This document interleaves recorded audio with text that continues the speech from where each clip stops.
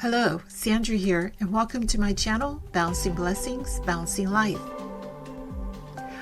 It's that time of year again. It's the season for giving, honoring traditions, enjoying festivals and celebrations,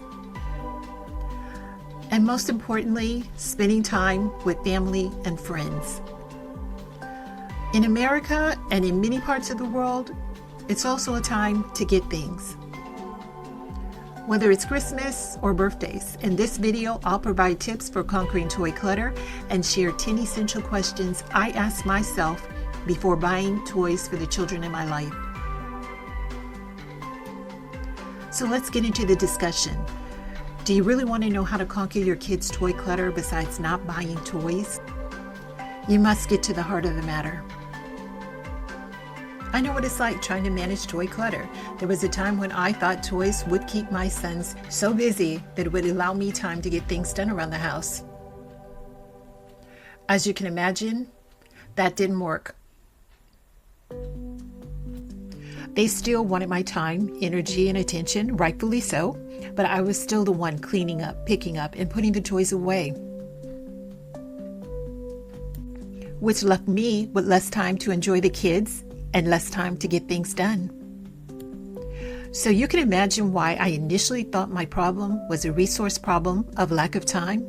However, after analyzing my situation, I realized I had a possession problem of guilt.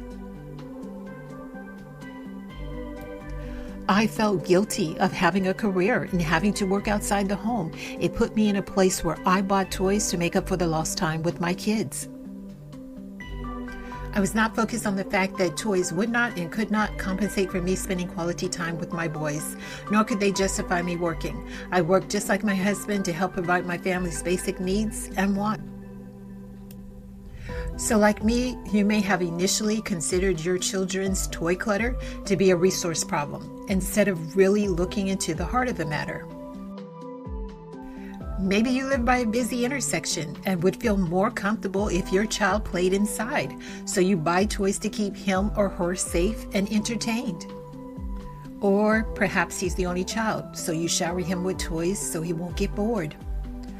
Like me, you may have to work to achieve balance and order in this area so that you don't produce children who are now seekers, children who find it difficult to be patient and wait on God's best because they want what they want now. You might not see them kicking or screaming or throwing a tantrum, which could be a major warning sign for you. But in years to come, you might see your daughter marry the first man who asked her, ignoring warning signs because she wants to be married now. Or you might see your son using his first credit card to make a down payment on a car because he doesn't have the patience to wait until he saves enough money. If you have emotional issues tied to buying toys like I did, it's time to look at the consequences and the effect it might have on your children. It's vital that we as parents cultivate the attitude that our children should have toward things. I start every decluttering effort by analyzing the problem. Take a long, hard stare at the toys around the house. Attempt to truthfully analyze what is causing your toy clutter. Then attack the problem. If you have young children, it may be a good idea to declutter while they are asleep or not at home. Older children will have a better understanding of the process and will be able to help. This is also a prime opportunity to teach your children about giving. Explain to them that other boys and girls will be blessed by their charitable toy donations and that it's more blessed to give than to receive. Acts 20:35. Next, take action by attacking the problem. As you go through your child's toys, pick up each item and quickly determine its fate. Start by tossing any toys that are broken or damaged beyond repair and games that are missing essential pieces. If you have toys that are still in good condition but no longer serve your child, consider donating them to a local charity, daycare, or children's hospital. Focus especially on toys your child has outgrown or no longer plays with. This helps declutter your space while also teaching your children the value of giving to others. If you're unsure about certain toys, set them aside in a maybe box and revisit them later. If your child hasn't asked for them in a few weeks, it might be a sign that you can let it go. After you have minimized the toy clutter, take aim to further eliminate toy clutter by establishing guidelines. Order can be taught, but the prerequisite is everything must have a home. Teach your child how to clean up after he or she is done playing. Establish rules of conduct in each of the rooms your child frequents. This can be as simple as requiring him to clean up in one area before playing in another area of the house. Another effective way to minimize toy clutter is by setting clear guidelines for purchasing toys. I'm going to share guidelines that I try to keep in mind when purchasing toys for children in my life. But first, if you find this content helpful, please like and share. Also, don't forget to check out my ebook, Conquering Your Clutter, Making Room for God's Agenda, available on Amazon.com. The link is provided below. Here are the 10 guidelines that have helped me choose gifts wisely for the children I cherish while minimizing clutter. Guideline number 1, does the toy fall within my moral guidelines?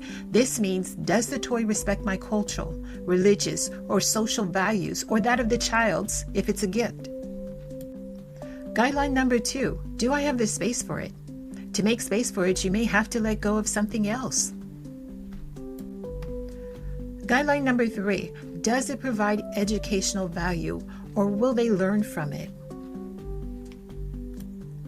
Guideline number 4, will it foster their creativity and imagination? It's believed that encouraging creativity enhances problem-solving skills and helps children think outside the box. Guideline number 5, how long to what age will he or she be able to use the toy? For families on a budget, it's not the best use of financial resources to purchase something that will only be useful and engaging for a few months. Invest in toys that adapt to different ages or serve multiple purposes. This brings us to the next guideline. Guideline number 6, will it keep them preoccupied for at least 20 to 30 minutes daily or on a frequent basis? This will allow you to get some mini tasks done. Prioritize toys that provide versatility and lasting value.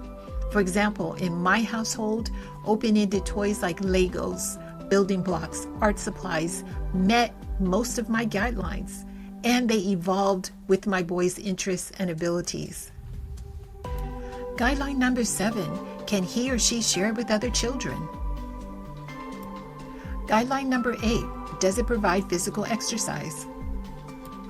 Guideline number 9, will the toy be obsolete soon? This is different from the previous question, how long to what age will the child be able to use the toy?